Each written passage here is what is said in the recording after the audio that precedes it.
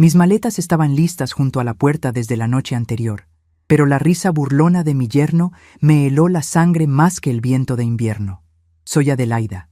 Tengo 68 años y fui jefa de enfermeras durante 3 décadas. Sé distinguir una emergencia real de una falsa alarma, pero nunca vi venir el golpe que mi propia familia me tenía preparado. Creen que soy una vieja inútil que solo sirve para ocupar espacio, pero olvidaron que esta casa, su refugio de lujo, lleva mi nombre en las escrituras. Siempre fui una mujer de orden.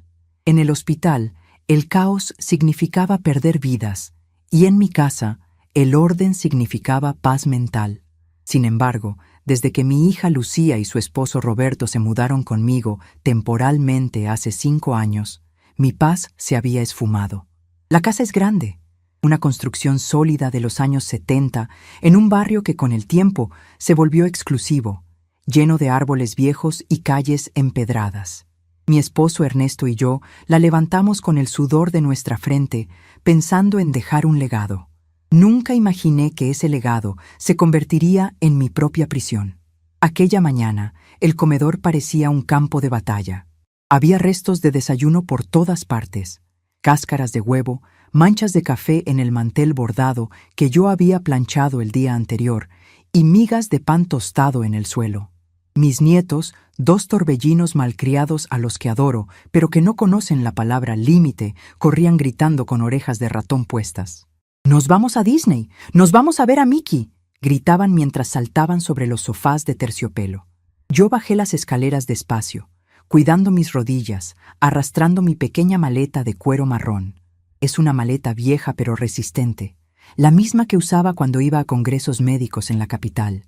Estaba emocionada. Hacía años que no salía de vacaciones. Lucía me había pedido mi tarjeta de crédito hace meses para reservar los vuelos y aprovechar una oferta. Y yo, ingenua como una novicia, se la di pensando que era un regalo familiar, que por fin me incluían en sus planes.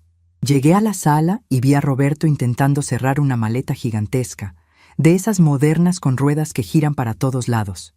Lucía estaba revisando un fajo de documentos, con ese aire de importancia que adoptó desde que se casó con él.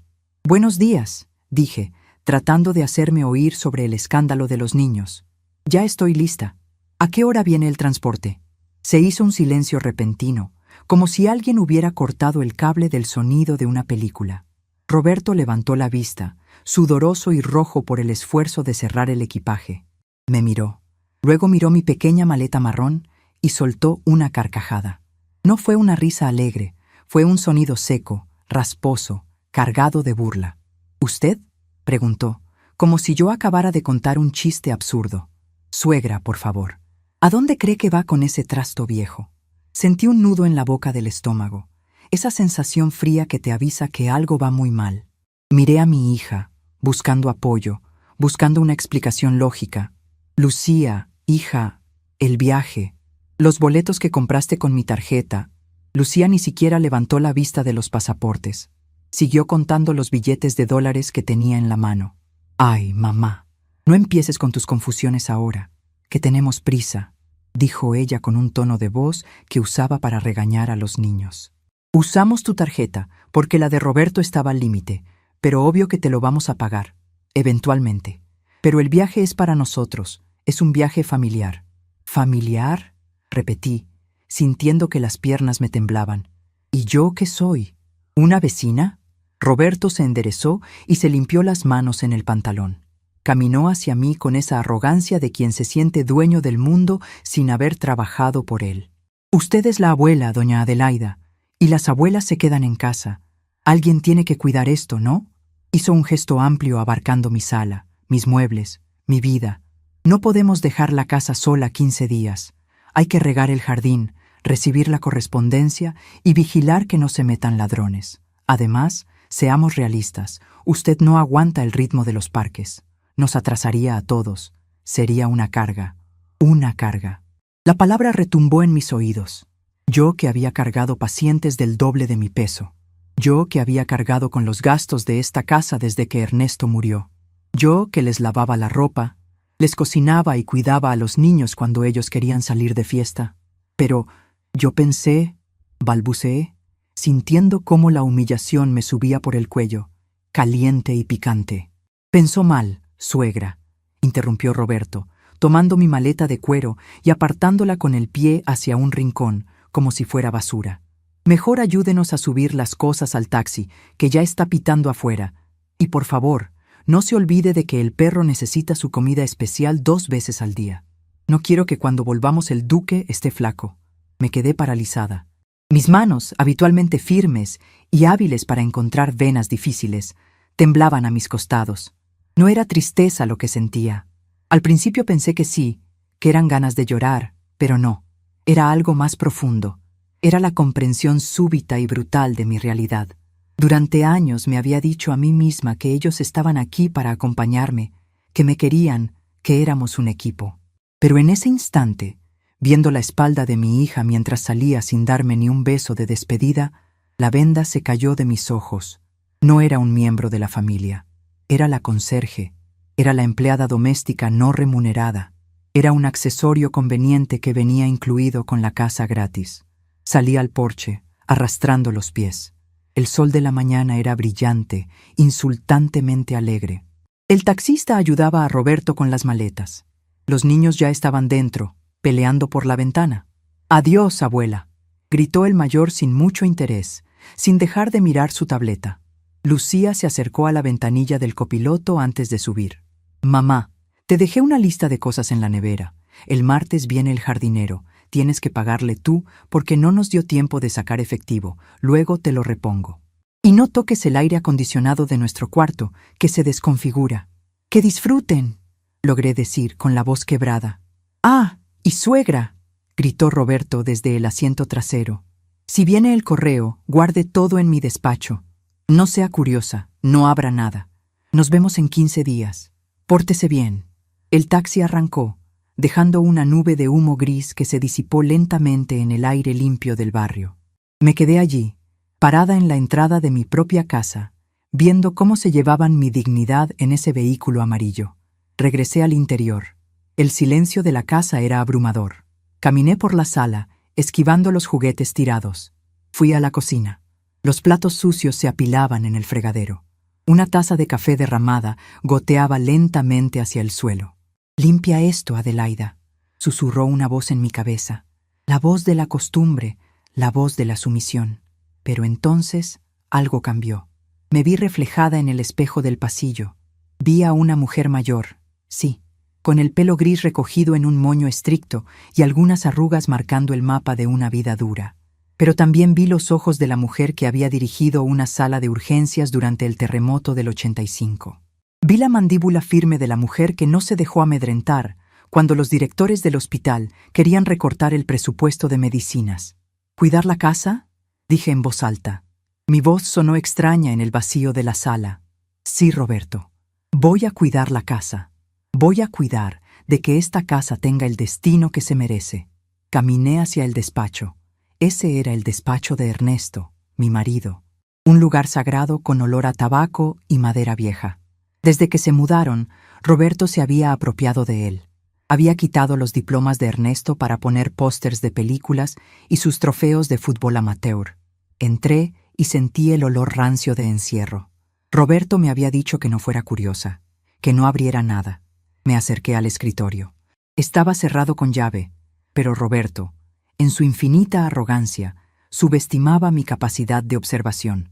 Sabía perfectamente que escondía la llave debajo de una maceta horrible de plástico que había puesto en la ventana. Levanté la maceta, tomé la llave pequeña y plateada y abrí el cajón central. No me interesaban sus secretos sucios ni sus revistas. Buscaba algo específico, algo que era mío. Aparté un montón de facturas sin pagar que seguramente esperaban que yo pagara por error, y encontré lo que buscaba al fondo, en una carpeta de cuero verde que yo misma había guardado allí años atrás. Las escrituras originales de la propiedad. Las saqué y las puse sobre la mesa. El papel era grueso, amarillento por el tiempo, pero la tinta negra era clara e irrevocable. Propietaria única, Adelaida Vida, de Morales. No había usufructos, no había copropietarios, no había cláusulas que protegieran a hijos ingratos ni a yernos parásitos. La casa era mía, 100% mía. Me senté en la silla giratoria de cuero, esa que solía ser de mi esposo y que ahora rechinaba bajo el peso de mi decisión. Miré el calendario en la pared. Tenía 15 días exactos, 2 semanas completas sin gritos, sin órdenes, sin desprecios. Recordé una tarde, hacía unos 6 meses, cuando un hombre joven, muy educado, tocó a la puerta.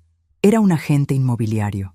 Me había dicho que un grupo de inversores estaba buscando propiedades grandes en la zona para remodelarlas o para clientes extranjeros que pagaban en dólares, al contado. Roberto lo había echado a gritos, diciéndole que «Esta casa no se vende, lárguese». Pero Roberto no era el dueño. Busqué en el cajón de la mesita donde guardo mis hilos de coser, en la sala de estar. Allí, metida entre un carrete de hilo negro y unas agujas, estaba la tarjeta que el joven me había logrado dar antes de que mi yerno le cerrara la puerta en la nariz. Lic. Javier Bermúdez, Bienes Raíces Premium. Compras rápidas, discreción absoluta. Tomé la tarjeta entre mis dedos. El cartón se sentía frío y afilado. Mi corazón, que minutos antes estaba roto y humillado, empezó a latir con un ritmo diferente. Un ritmo de tambores de guerra. Fui a la cocina. Aparté los platos sucios con un gesto de desdén y me serví un vaso de agua. Bebí despacio, saboreando el silencio. Luego, tomé el teléfono fijo, ese aparato antiguo de color crema que colgaba en la pared y que ellos consideraban una reliquia inservible. Marqué el número de la tarjeta. 1 a 1, los dígitos sonaron con un tono musical. «Bueno», contestó una voz masculina y profesional al tercer timbre. Aclaré mi garganta. Ya no era la abuela que se quedaba atrás, era la jefa Adelaida. «Buenos días, licenciado Bermúdez. Habla Adelaida Morales. Usted estuvo en mi casa hace unos meses». Hice una pausa, mirando a mi alrededor, observando las paredes que habían escuchado tantas humillaciones. «Estoy interesada en vender, pero tiene que ser rápido. Tengo una ventana de oportunidad de 15 días y necesito que la casa esté vacía y el trato cerrado antes de que esa ventana se cierre». Al otro lado de la línea, sentí cómo el agente contenía la respiración antes de responder con entusiasmo contenido. «Por supuesto, señora Morales. ¿Podría recibirme hoy mismo?». Sonreí. Una sonrisa que no me llegaba desde hacía años. «Venga en 1 hora. Y traiga los papeles. No vamos a perder el tiempo». Colgué el teléfono. Miré la maleta de cuero marrón que Roberto había pateado. La levanté con cuidado. La limpié con la manga de mi suéter y la puse sobre la mesa en un lugar de honor. Ellos se habían ido a buscar fantasías de plástico y disfraces. Yo me quedaba aquí, en la realidad, a punto de ejecutar la operación más delicada y satisfactoria de mi vida. Cuidar la casa, me habían dicho. Y vaya que la iba a cuidar. Iba a cuidar de que nunca más fuera un hotel gratuito para malagradecidos. El juego había comenzado. Colgué el teléfono, y el silencio de la casa se me vino encima, pero esta vez no pesaba como una losa de cemento, sino que se sentía limpio, como una sala de operaciones recién desinfectada antes de una cirugía mayor. Me quedé un momento mirando el auricular, escuchando el zumbido de la línea abierta antes de colocarlo en su base. Mi corazón, ese viejo motor que a veces fallaba por la arritmia, latía con una fuerza y una regularidad que no sentía desde mis días de guardia en urgencias. Caminé por el pasillo central. Mis pasos resonaban en la madera que Ernesto y yo habíamos elegido 40 años atrás.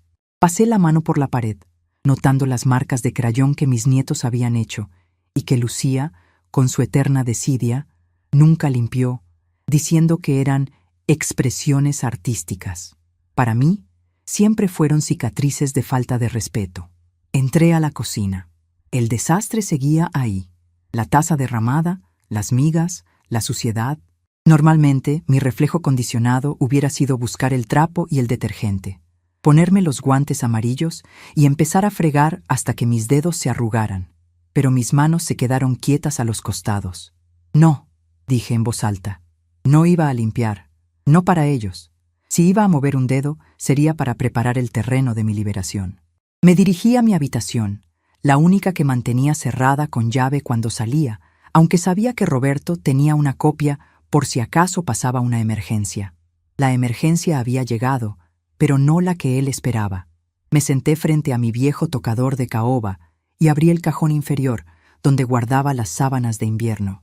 Metí la mano hasta el fondo, palpando entre la tela suave y el olor a lavanda seca, hasta que mis dedos rozaron el frío metal de una pequeña caja de seguridad portátil. La saqué y la puse sobre la cama. No era grande, apenas del tamaño de una caja de zapatos, pero pesaba. Pesaba por lo que contenía, no por el material. Giré la combinación, la fecha de nacimiento de Ernesto. El clic del mecanismo fue música para mis oídos. Levanté la tapa.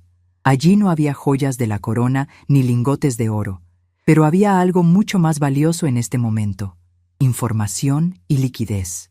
Primero saqué la libreta de tapas negras, mi libro de guardia, como yo le llamaba en broma. Durante 5 años, cada vez que Roberto me pedía prestado para la gasolina, cada vez que Lucía usaba mi tarjeta para el supermercado y olvidaba pagarme, cada vez que yo cubría la colegiatura de los niños porque ellos estaban cortos ese mes, yo lo anotaba: fecha, concepto y monto. Con mi letra de enfermera, pequeña y angulosa, había registrado cada centavo que me habían drenado. Abrí la libreta al azar. 12 de marzo. Reparación del auto de Roberto.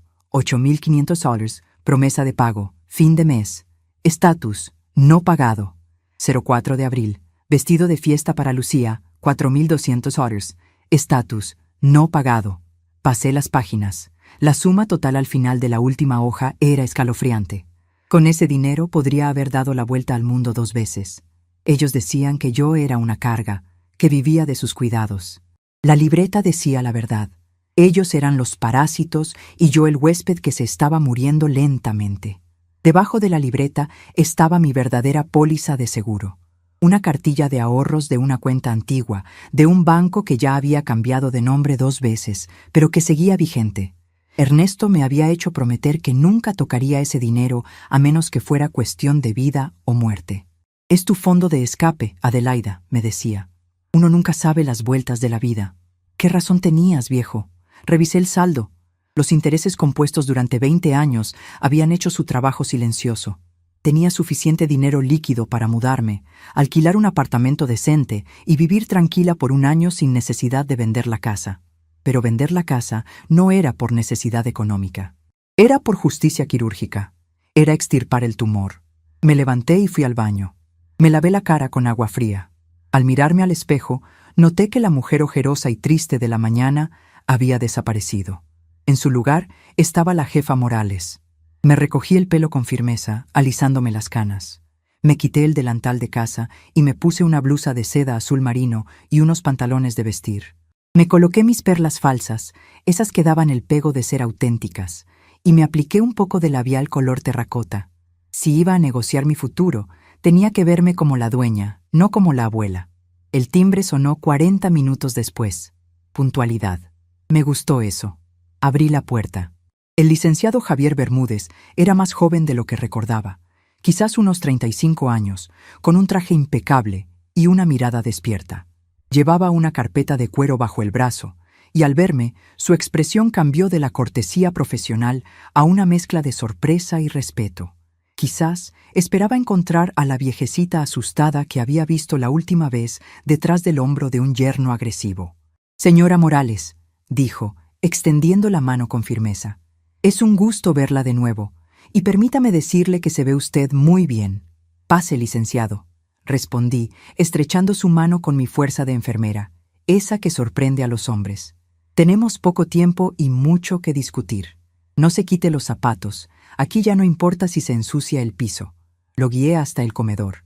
Aparté con un gesto seco los restos del desayuno de mis nietos que aún estaban sobre la mesa, empujándolos hacia una esquina sin ninguna delicadeza. Javier observó el movimiento, arqueando una ceja levemente, pero no dijo nada. Era discreto. «Siéntese. ¿Quiere café?» «No le ofrezco porque no tengo tiempo de hacerlo. Vamos al grano». Javier abrió su carpeta y sacó un bloc de notas y una tableta electrónica. «Directo al grano, me parece excelente. Señora Morales, he revisado los catastros y los valores de la zona antes de venir. Su propiedad es una joya. No tanto por la casa en sí, que perdone mi franqueza, necesita modernización, sino por el terreno. 800 metros cuadrados en esta colonia es algo que ya no existe. Asentí. Sabía lo que tenía. Mis hijos están de viaje, dije, mirándolo a los ojos. Vuelven en 15 días.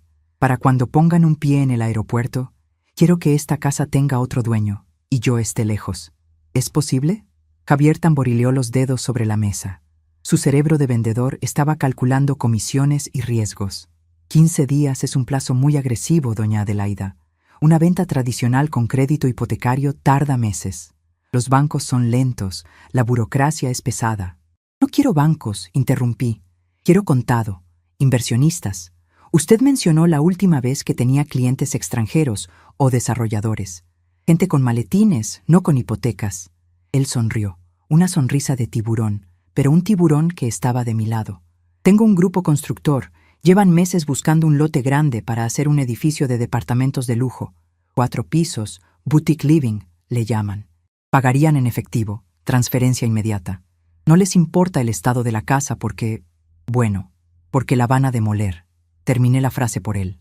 Javier se tensó, esperando que yo me pusiera sentimental, esperando que la viuda llorara por los ladrillos que levantó con su difunto esposo. Me miró con cautela. Probablemente, sí. ¿Eso es un problema para usted? Miré a mi alrededor. Miré las paredes que habían escuchado los gritos de Roberto, las exigencias de Lucía, los llantos malcriados de los niños. Miré el techo que tenía una mancha de humedad que Roberto prometió arreglar hace 2 años y nunca tocó. Licenciado, si por mí fuera, yo misma manejaría la bola de demolición, dije con una frialdad que heló el aire. Que la tiren, que no quede ni un ladrillo sobre otro. Javier relajó los hombros y soltó una pequeña risa nerviosa. Vaya, no es la reacción que suelo recibir, pero facilita mucho las cosas. Si vendemos como terreno para desarrollo, el precio sube y la velocidad de cierre se dispara.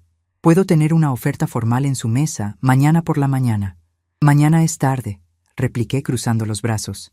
Llámelos ahora. Dígales que tienen una oportunidad única, pero que la oferta expira en 48 horas. Y quiero una cláusula de confidencialidad absoluta hasta el momento de la firma ante notario. Nadie pone un letrero de «se vende» en el jardín. No quiero vecinos chismosos llamando a mi hija a Disney. Javier asintió, visiblemente impresionado. Sacó su teléfono. Voy a hacer un par de llamadas al exterior. ¿Me permite? Mientras él hablaba en inglés en el porche, paseándose de un lado a otro con gestos enérgicos, yo me quedé en el comedor. Sentí una extraña vibración en el cuerpo. Durante años, me habían hecho creer que yo era lenta, que no entendía cómo funciona el mundo moderno. Roberto se reía de mí cuando no sabía usar el control remoto de la televisión inteligente. Lucía rodaba los ojos cuando yo preguntaba por qué pagaban tanto de interés en sus tarjetas. Pobre vieja, pensaban, ya chochea. Pero no era lentitud, era paciencia. La paciencia de quien ha visto a la muerte a los ojos y sabe que no hay que correr, sino llegar a tiempo. Ellos confundieron mi silencio con ignorancia y mi bondad con debilidad. Grave error de diagnóstico.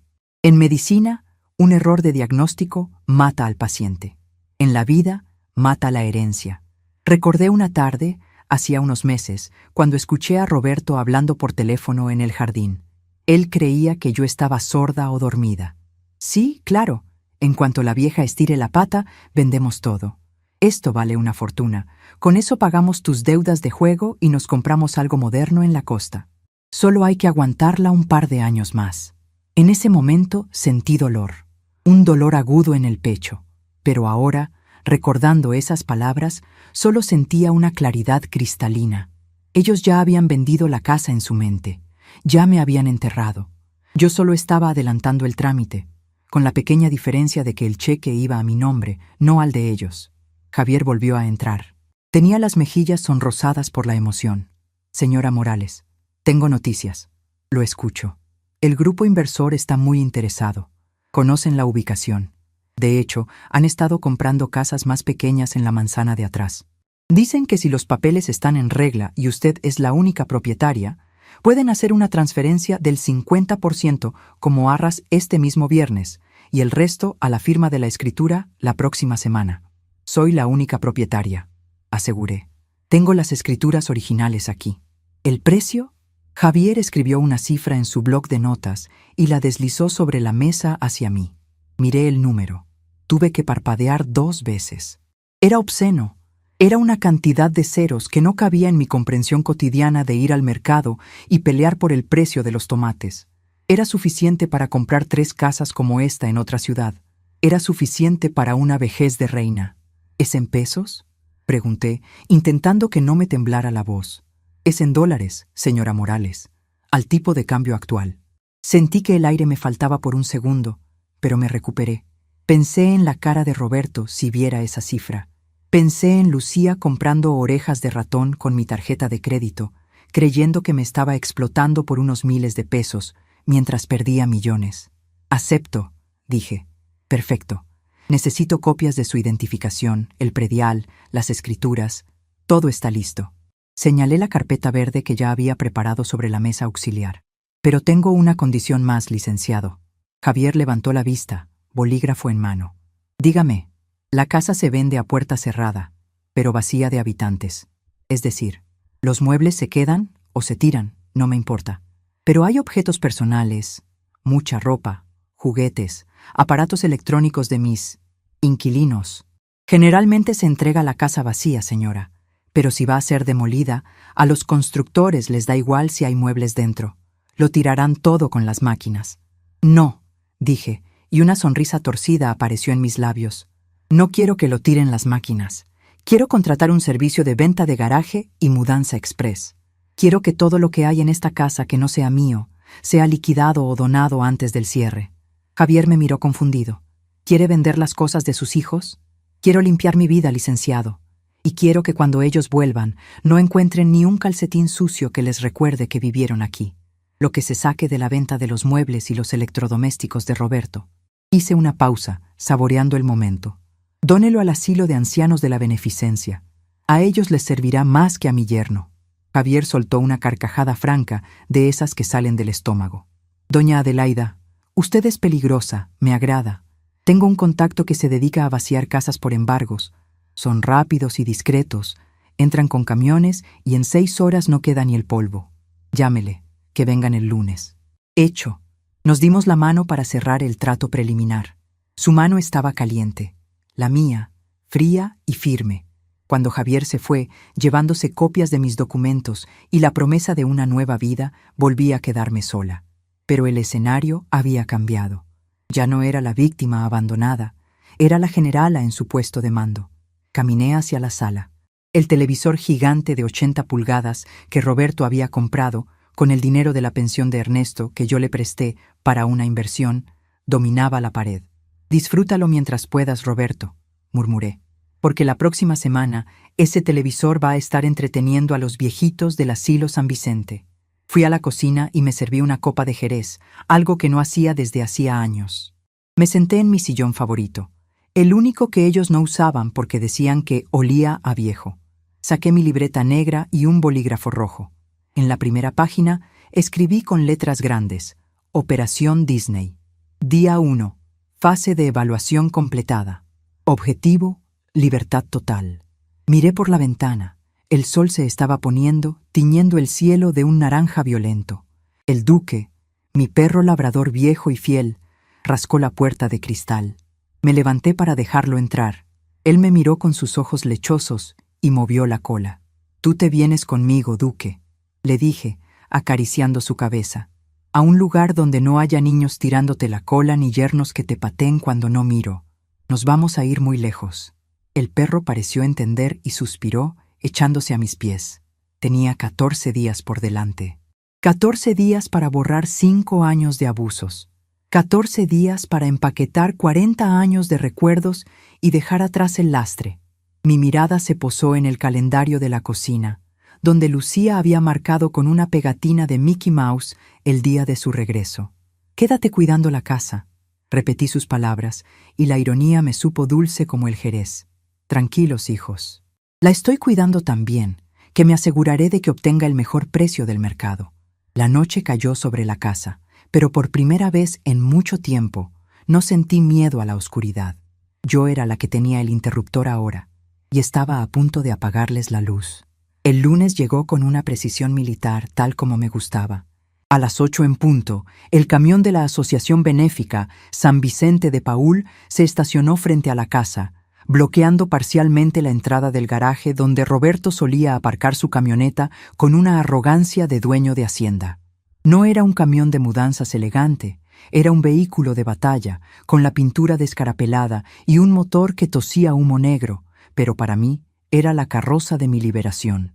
Abrí la puerta antes de que tocaran el timbre. Llevaba puesto mi viejo uniforme de jefa de enfermeras, no el blanco clínico, sino un conjunto azul marino de 2 piezas que usaba para las reuniones administrativas. Me hacía sentir blindada. «Buenos días, doña Adelaida», saludó Ramiro, el encargado de la recolección, un hombre robusto con manos como palas y una sonrisa honesta. El licenciado Bermúdez nos dijo que hoy había limpieza general. «Más que limpieza, Ramiro, es un exorcismo», respondí, haciéndolo pasar. «Todo lo que tenga una etiqueta roja se va. Muebles, ropa, juguetes, aparatos, todo». Ramiro silbó al entrar a la sala y ver la magnitud de la tarea. Había pasado el domingo marcando el territorio. Las etiquetas rojas brillaban como heridas de guerra sobre las posesiones de mi hija y mi yerno. El sofá de cuero italiano que Roberto compró y que prohibía tocar con zapatos. Etiqueta roja. La consola de videojuegos de última generación. Etiqueta roja. La colección de bolsos de diseñador de Lucía que se amontonaban en el recibidor. Etiqueta roja. «¿Está segura, jefa?», preguntó uno de los muchachos jóvenes que acompañaban a Ramiro, mirando con codicia la televisión gigante. «Esto vale un dineral. Precisamente por eso se va con ustedes», dije con voz firme. «Quiero que lo vendan en su bazar y usen el dinero para las camas ortopédicas que les hacen falta en el asilo». «Y rápido, muchachos, no tenemos todo el día». Comenzaron a trabajar. El sonido de la cinta adhesiva cerrando cajas y el ruido de muebles arrastrándose se convirtió en la banda sonora de mi mañana. Me paré en el centro de la sala, con mi lista en la mano, dirigiendo el tráfico como si estuviera en la sala de triaje después de un accidente múltiple. «Cuidado con el marco de la puerta, esa vitrina es pesada». «Sí, llévense también las botellas de licor del bar, aquí ya nadie bebe a costa mía». Mientras sacaban el sillón reclinable de Roberto, el que tenía un mecanismo de masaje y portavasos, sentí una punzada de satisfacción perversa. Imaginé a Roberto volviendo, buscando su trono y encontrando solo el vacío.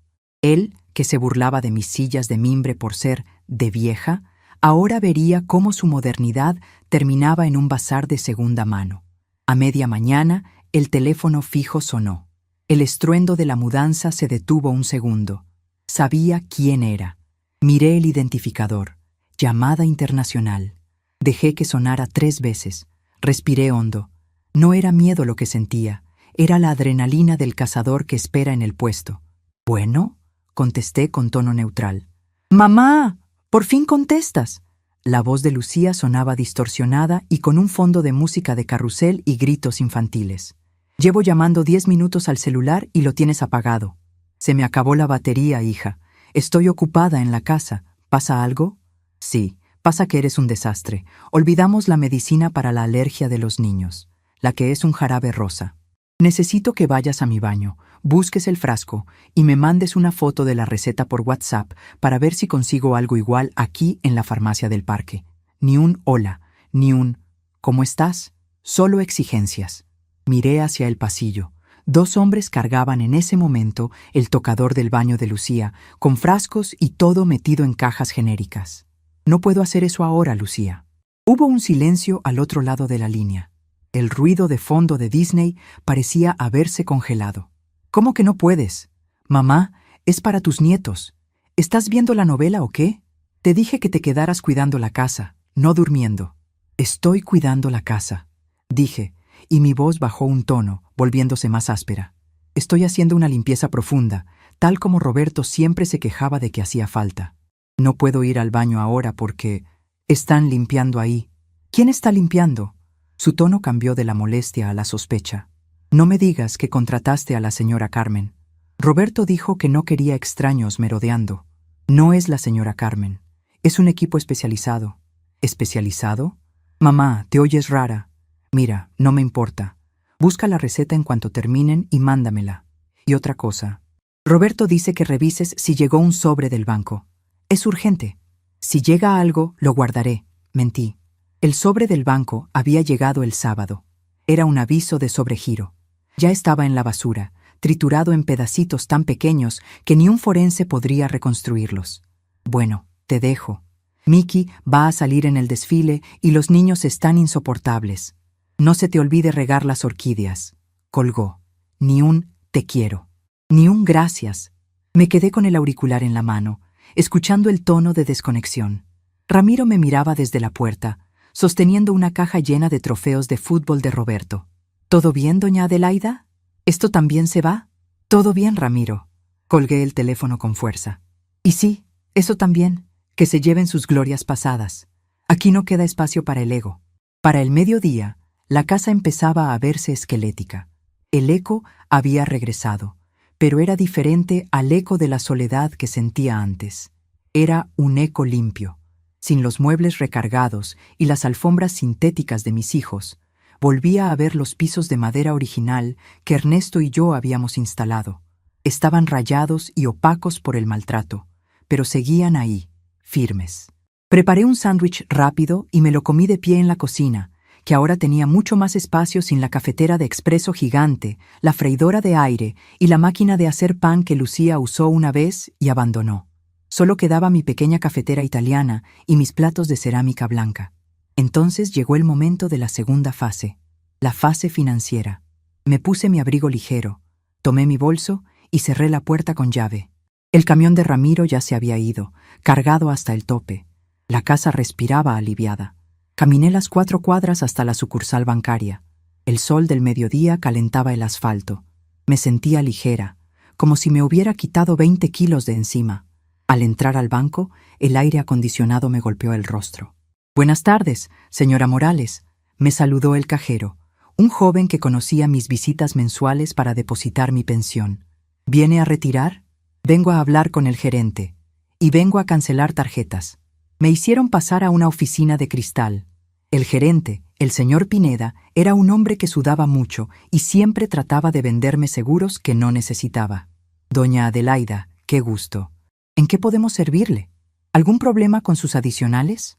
Saqué las tarjetas de plástico que había recuperado de la cartera de Roberto la noche antes de su viaje, cuando la dejó olvidada en la mesa mientras cargaba el auto. Él pensaba que la había perdido en el sofá y se fue con la suya propia, pero estas eran las extensiones de mi cuenta, las que yo pagaba. Quiero cancelar estas extensiones, inmediatamente. Y quiero bloquear cualquier cargo recurrente domiciliado a mi cuenta principal que no sea de servicios básicos, luz, agua y gas. Todo lo demás, Netflix, Spotify, Amazon, gimnasio, todo fuera. El señor Pineda se secó la frente con un pañuelo. «Pero señora, si hacemos eso, los servicios se cortarán. Su yerno, el señor Roberto, vino la otra vez y me comentó que esos cargos eran vitales para su trabajo». Solté una risa corta y seca. ¿Vitales? ¿La suscripción al canal de deportes y las compras en línea de videojuegos son vitales? Señor Pineda, soy yo la titular de la cuenta. Soy yo la que firma. Cancélelo todo, ahora, y reduzca el límite de crédito de mi tarjeta principal al mínimo. ¿Al mínimo? Pero si tiene una línea de crédito excelente por su historial. No la quiero. Déjela en 5,000 pesos. Lo suficiente para mis gastos y nada más. Si alguien intenta pasar la tarjeta por encima de eso, quiero que sea rechazada. Sin autorización de sobregiro. Sin llamadas de cortesía. Rechazada. El gerente tecleó en su computadora, visiblemente incómodo. Sabía que estaba perdiendo a una cliente generosa, o mejor dicho, a una víctima rentable. «Está hecho, doña Adelaida. Las tarjetas adicionales están muertas. Los cargos recurrentes rebotarán a partir de mañana. Gracias. Eso es todo». Salí del banco sintiendo el poder en mis dedos. No había gritado. No había hecho una escena. Simplemente había cerrado el grifo. Durante años, ellos habían bebido de mi esfuerzo como si fuera agua inagotable. Ahora, descubrirían lo que es la sed. Regresé a casa. El atardecer pintaba de naranja las paredes desnudas de la sala. Me senté en mi sillón, el único mueble que quedaba en esa habitación, y esperé. Sabía que el golpe llegaría pronto. La diferencia horaria jugaba a mi favor. Allá debía ser la hora de la cena, la hora de los restaurantes caros temáticos. A las 7 de la noche, mi celular vibró. No era una llamada, eran mensajes de texto. Una catarata de notificaciones del banco. Alerta de seguridad. Intento de cargo por 350 USD en Princess Royal Table. Rechazado. Alerta de seguridad. Intento de cargo por 350 USD. Rechazado. Alerta de seguridad. Intento de cargo por 50 USD. Rechazado.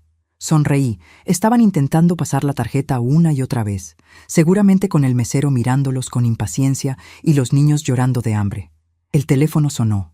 Esta vez era Roberto. Contesté al segundo timbre, con una calma que me sorprendió incluso a mí. ¿Sí? ¡Suegra!, gritó Roberto. No había rastro de amabilidad, solo pánico y furia. ¿Qué carajos pasa con la tarjeta? Estoy en el restaurante del castillo, con la cuenta en la mano, y la maldita tarjeta no pasa. Dice, fondos insuficientes. Qué vergüenza me está haciendo pasar. Hola, Roberto. Buenas noches a ti también, dije mirando mis uñas. No son fondos insuficientes, es que la tarjeta tiene un límite. Pero si siempre ha tenido límite abierto, bramó él. Llama al banco ahora mismo. Diles que es un error. Tengo al gerente del restaurante aquí parado. No es un error, Roberto. Fui yo. Fui al banco hoy. El silencio al otro lado fue sepulcral. Podía escuchar su respiración agitada. ¿Qué hiciste qué? Bajé el límite y cancelé las extensiones. Me di cuenta de que estaba gastando demasiado en cosas innecesarias. Ya sabes, como tú dijiste, hay que cuidar la economía de la casa. ¿Estás loca? Su voz bajó a un susurro venenoso. Estamos en Disney. No tengo efectivo suficiente para esta cena. Lucía se gastó lo suyo en regalos. Nos vas a dejar tirados. Tienen la tarjeta de crédito de Lucía, ¿no?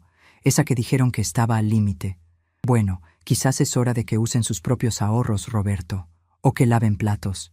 Adelaida, gritó, olvidándose del doña y del suegra. Arrata esto ahora mismo. Cuando vuelva vamos a tener una conversación muy seria sobre tu demencia senil. No estás capacitada para manejar tu dinero. Esa amenaza, en otro tiempo, me habría hecho temblar. Me habría hecho pedir perdón y correr a solucionarles el problema. Pero hoy, en mi sala vacía, su amenaza sonaba hueca, como un perro ladrando detrás de una reja muy lejana. Tienes razón, Roberto. Cuando vuelvan, vamos a tener una conversación muy seria. Pero por ahora, te sugiero que pidas la cuenta dividida o que busques un cajero automático. Ah, y no se preocupen por la casa. Está muy tranquila. Colgué. Y por primera vez en mi vida, apagué el celular. Lo apagué completamente. El silencio volvió a reinar, pero ahora sabía que a miles de kilómetros el caos se había desatado. Imaginé la escena. Roberto rojo de ira. Lucía buscando frenéticamente en su bolso. Los niños preguntando por qué no llegaba el postre. Me levanté y fui a la cocina. Abrí una lata de atún para el duque y me serví una copa de vino que había rescatado antes de que se llevaran el bar. «Salud, duque», dije, levantando la copa hacia el perro.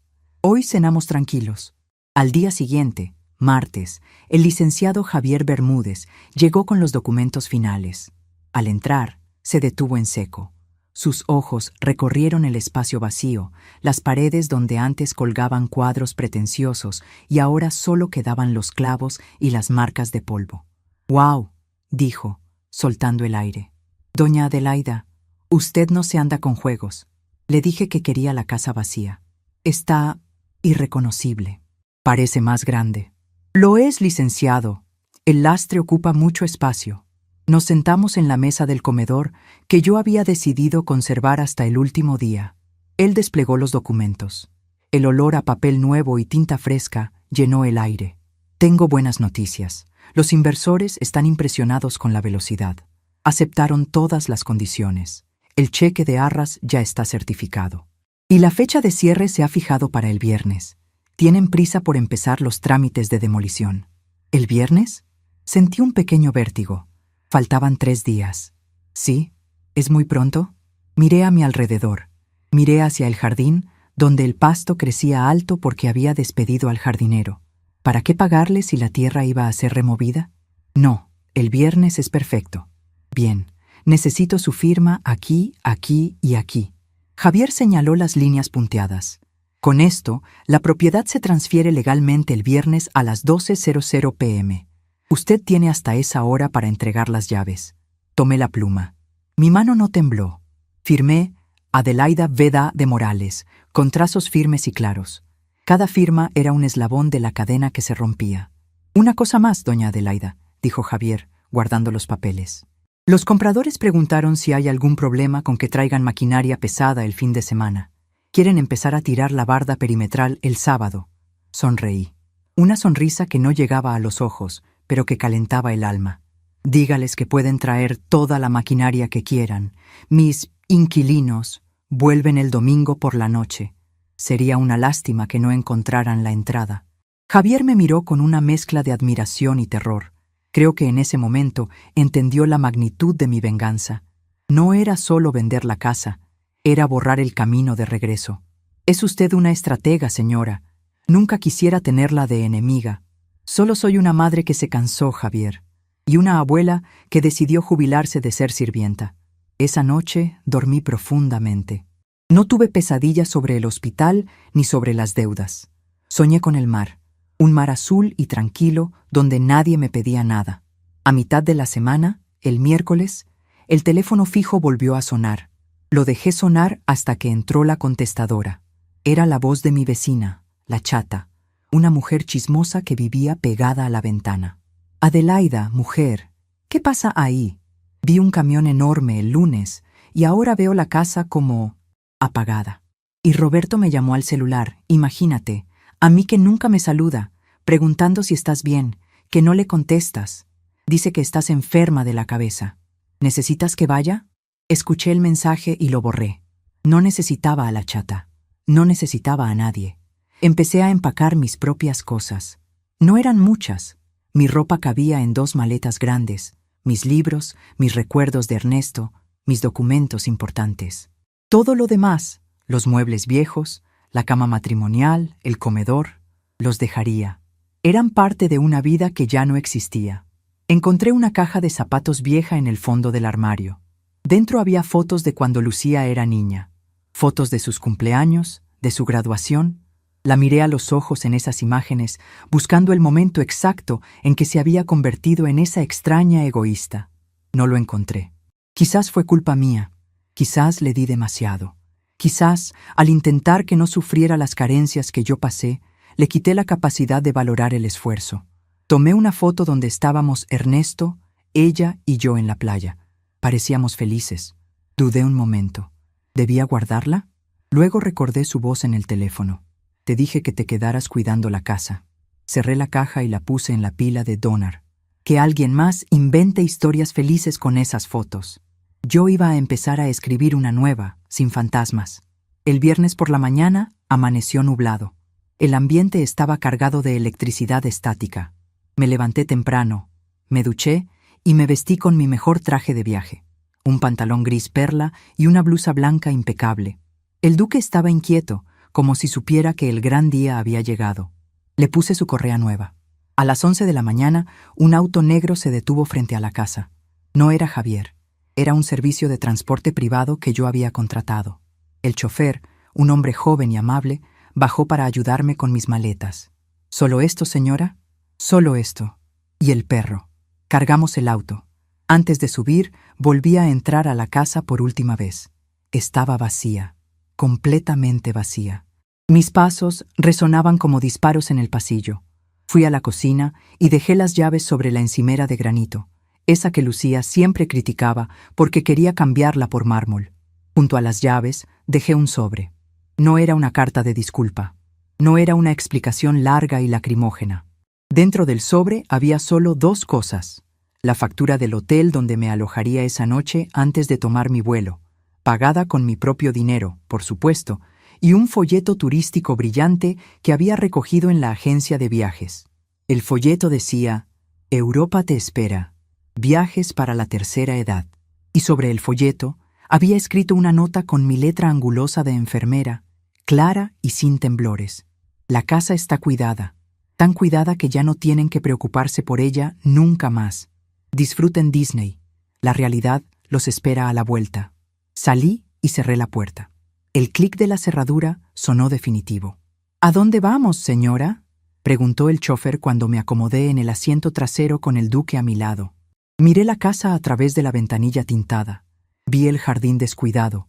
Vi la fachada que pronto sería escombros. Y por primera vez en años no vi una prisión. Vi un cheque al portador. «Al aeropuerto, joven», dije, y una sonrisa genuina iluminó mi rostro.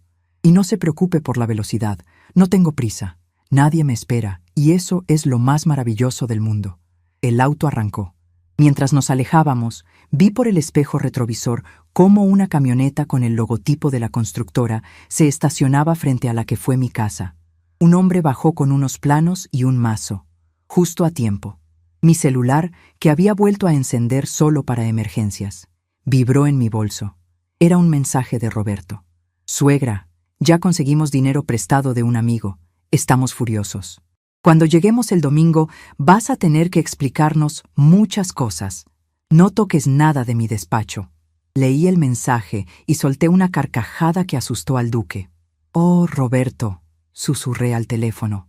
«No he tocado nada, pero me temo que el despacho ya no va a estar ahí para cuando vuelvas». Guardé el teléfono y miré hacia adelante. La carretera se abría frente a mí, infinita y llena de posibilidades. La ejecución había sido perfecta. Ahora venía la revelación, y aunque yo no estaría ahí para verles las caras, la imaginación era un consuelo bastante dulce. El juego había terminado. Jaque mate. John. El sábado amaneció con una calma grisácea, de esas que prometen lluvia, pero yo me desperté envuelta en sábanas de hilo egipcio en una suite del hotel más exclusivo de la zona hotelera, a 20 kilómetros de mi antigua vida. No tenía prisa. Pedí el desayuno a la habitación. Fruta picada, café recién hecho y unos huevos benedictinos que nunca me hubiera atrevido a cocinar en casa por el desorden que causan. Mientras untaba mantequilla en un pan caliente, mi celular, apoyado contra el florero de la mesa, se iluminó. No fue una llamada. Fue una notificación de la aplicación de seguridad que aún no había desinstalado de mi teléfono. Movimiento detectado en puerta principal, 09:15 am. Sonreí y di un sorbo a mi café. Habían vuelto antes. Claro, el corte de las tarjetas de crédito debió haber sido un golpe mortal para sus vacaciones de fantasía. Sin dinero para los pases rápidos ni para las comidas temáticas, Disney pierde su magia muy rápido. Abrí la aplicación para ver la cámara en vivo. La imagen era nítida. Un taxi amarillo se alejaba, dejando en la acera una montaña de maletas y a 3 personas que miraban la fachada de la casa con la boca abierta. Roberto golpeaba la puerta con el puño cerrado. Lucía buscaba frenéticamente en su bolso, sacando un juego de llaves que tintineaba con un sonido inútil. Los niños, cansados y seguramente con jet lag, se sentaban sobre las maletas lloriqueando. «¡Abre, maldita sea!», pude leer en los labios de mi yerno a través de la pantalla. Metió su llave en la cerradura. Giró. Nada. Volvió a intentar, forzándola con violencia. La llave no giraba porque el bombín había sido cambiado el viernes a las 3 de la tarde por el cerrajero de la constructora. Roberto retrocedió, pateó la madera de roble, esa madera que yo barnizaba cada año, y sacó su teléfono. Mi celular vibró en la mesa del hotel. Llamada entrante. Roberto, yerno. Dejé que sonara 5 veces. Quería que la desesperación macerara un poco, como un buen vino. Al 6º timbre, deslicé el dedo por la pantalla y contesté, activando el altavoz mientras partía un trozo de melón. «Buenos días», dije con la voz fresca y descansada. «¿Qué carajos le hiciste a la chapa?». El grito de Roberto fue tan fuerte que tuve que bajar el volumen. «¡Estamos afuera! Mis hijos tienen hambre. La llave no entra. Abre la puerta ahora mismo o la tiro abajo». «No te recomiendo que hagas eso, Roberto», respondí, limpiándome la comisura de los labios con la servilleta de tela. «Esa puerta ya no es mía, y tampoco es tuya. Si la rompes, te van a cobrar daños a propiedad ajena, y considerando que tus tarjetas están bloqueadas, no creo que sea una decisión financiera inteligente». «¿De qué estás hablando, vieja loca?», intervino Lucía, arrebatándole el teléfono a su marido. Su voz temblaba, una mezcla de furia y miedo. «Mamá, deja de jugar. Tuvimos que venirnos en el primer vuelo barato que encontramos porque nos dejaste sin un peso». ¡Abre la puerta! No puedo abrir, hija. No estoy ahí. ¿Cómo que no estás ahí? ¿Dónde estás? Estoy desayunando, dije, mirando por la ventana del hotel hacia la ciudad. Y ustedes deberían buscar dónde desayunar también, porque en esa casa ya no hay cocina, ni refrigerador, ni techo, probablemente, a partir del lunes. En la pantalla del video vi cómo Roberto empujaba a Lucía para acercarse a la ventana de la sala. Pegó la cara al vidrio, haciendo visera con las manos para ver hacia adentro. Su reacción fue digna de un premio de actuación.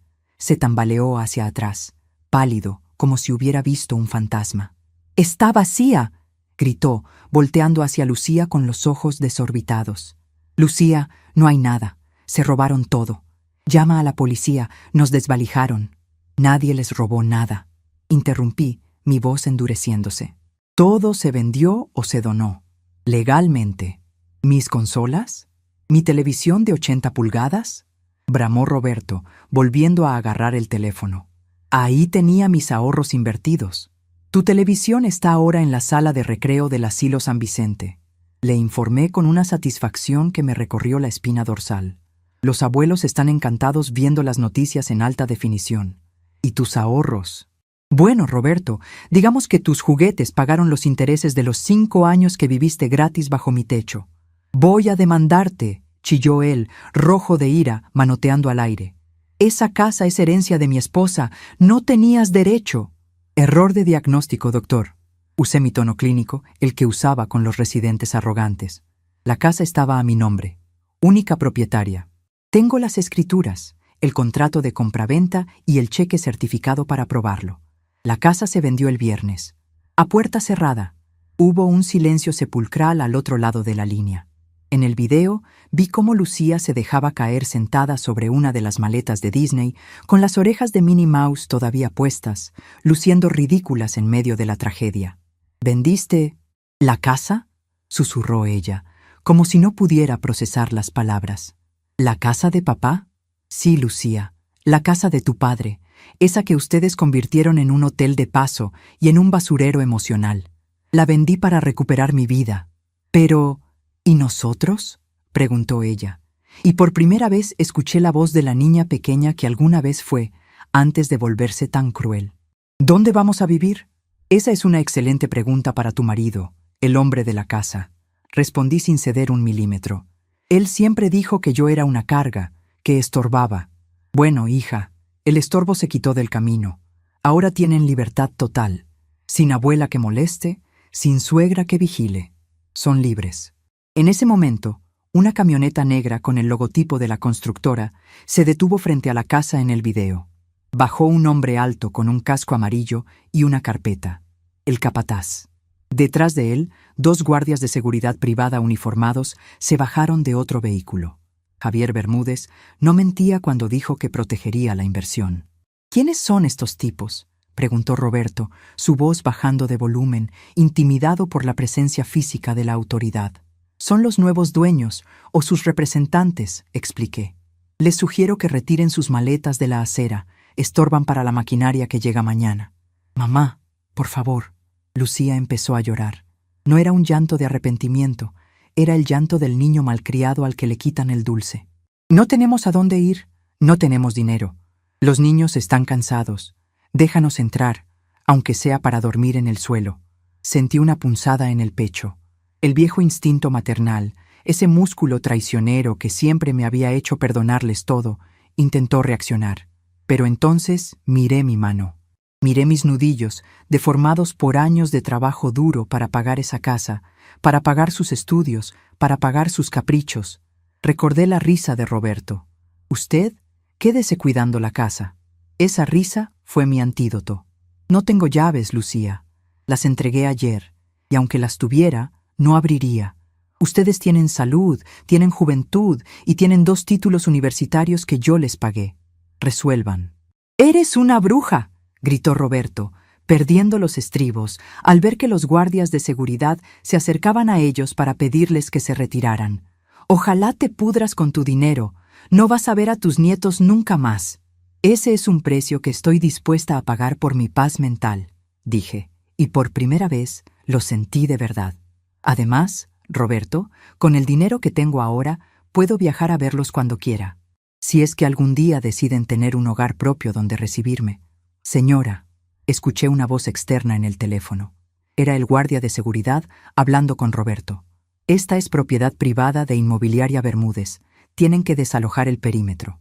¿Vivimos aquí?, intentó defenderse Roberto, pero su voz sonó aguda y débil. Ya no, dijo el guardia con firmeza. No aparecen en el registro de propiedad. Por favor, circulen o tendremos que llamar a la patrulla. Vi en la pantalla cómo Roberto intentaba inflar el pecho, pero se desinfló rápidamente. Lucía lloraba con la cabeza entre las manos. Los niños, asustados por los gritos, se aferraban a las piernas de su madre. Era una imagen patética, pero necesaria. Era la cirugía radical que necesitábamos para extirpar el cáncer de la dependencia. «Mamá», dijo Lucía una última vez al teléfono con voz rota. «¿Qué vamos a hacer?» «Lo que hacen los adultos, Lucía», respondí con una calma que me sorprendió. «Madurar. Busquen un hotel barato, pidan un préstamo, vendan las joyas que les regalé. Aprendan lo que cuesta la vida. Yo ya no soy su banco, ni su criada. Soy su madre, y la mejor lección que puedo darles es dejar que se caigan para que aprendan a levantarse». «Te odio», susurró ella. «Lo sé. Ya se te pasará cuando necesites dinero y te des cuenta de que el odio no paga la renta». Colgué. Me quedé mirando la pantalla del celular unos segundos más. Vi cómo Roberto, derrotado, cargaba las maletas pesadas, esas que se negó a cargar para mí, y empezaba a caminar calle abajo buscando un taxi, seguido por Lucía y los niños. Caminaban encorvados, como si llevaran el peso del mundo sobre los hombros. Por primera vez en 5 años, la entrada de mi casa estaba despejada. Cerré la aplicación de seguridad y la desinstalé. El último vínculo digital estaba roto. Me levanté de la mesa, me acerqué al espejo de cuerpo entero de la habitación y me miré. No vi a una anciana cruel. Vi a una mujer que acababa de salvarse a sí misma de ahogarse. Me alisé el cabello, respiré hondo y sentí que mis pulmones se llenaban de aire puro, sin el olor a encierro y a naftalina de la resignación. Tomé mi bolso. Tenía un vuelo que tomar en 3 horas. No iba a Europa como decía el folleto que les dejé de pista falsa. Eso era para despistar. Mi destino era una pequeña ciudad costera en el sur, donde una amiga enfermera jubilada tenía una posada. Iba a ver el mar, iba a comer pescado fresco y, sobre todo, iba a dormir sin miedo a que alguien me gritara por no haber lavado un plato. Al salir de la habitación, dejé una propina generosa para la camarera. Siempre hay que valorar el trabajo de los demás, algo que mis hijos nunca aprendieron, pero que la vida, con su mano dura, estaba a punto de enseñarles a la fuerza. Mientras bajaba en el ascensor de cristal, viendo la ciudad a mis pies, mi celular vibró con un mensaje de texto. Era del banco. Depósito recibido. Transferencia Inmobiliaria Bermúdez. Saldo actual, exinta insicreciesi. Miré la cifra. Era obscena y hermosa. Cuidé la casa, Roberto, murmuré para mí misma, sonriendo al reflejo en el metal de las puertas del ascensor. La cuidé hasta el último centavo. Ahora empezaba la verdadera transformación. Ellos tenían que construir una vida desde cero. Yo solo tenía que disfrutar la que me quedaba. Y vaya que pensaba disfrutarla. La puerta del ascensor se abrió hacia el vestíbulo luminoso. El mundo era grande y por fin era mío. La brisa salada del Pacífico tiene una forma curiosa de curar las heridas viejas. No las borra, pero las limpia, dejando que cicatricen con el sol y la sal. Han pasado 6 meses desde que cerré aquella puerta de roble para siempre, y a veces, cuando estoy sentada en la terraza de la Posada Azul, todavía creo escuchar el eco de los gritos de Roberto o el llanto manipulador de mis nietos. Pero luego, el sonido de las olas rompiendo contra las rocas se lleva a esos fantasmas y me devuelve al presente, un presente que por primera vez en décadas me pertenece por completo. Aquí en la costa, la vida tiene otro ritmo. Mi amiga Matilde, esa compañera de enfermería con la que compartí guardias interminables hace 40 años, me recibió no como a una refugiada, sino como a una socia. Su pequeño hotel boutique necesitaba una mano firme con las cuentas y alguien que supiera sonreír a los huéspedes sin dejar que le pasaran por encima. Resultó que la vieja inútil, que no servía para cuidar una casa vacía, Era perfectamente capaz de administrar un negocio turístico en plena temporada alta. Me levanto a las 6 de la mañana, no porque alguien me exija el desayuno, sino porque me gusta ver cómo el sol tiñe de rosa el agua. El duque, mi viejo labrador, parece haber rejuvenecido 5 años. Ya no se esconde debajo de los muebles temblando. Ahora corretea a las gaviotas en la arena y duerme panza arriba bajo la sombra de las palmeras, sin miedo a que un niño malcriado le tire de la cola o le quite su comida. Si él pudo sanar, yo también. La transformación no fue mágica, fue trabajosa.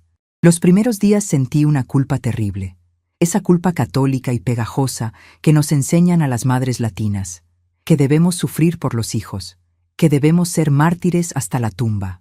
Me despertaba sudando, pensando en si Lucía tendría para pagar la luz o si Roberto habría conseguido trabajo.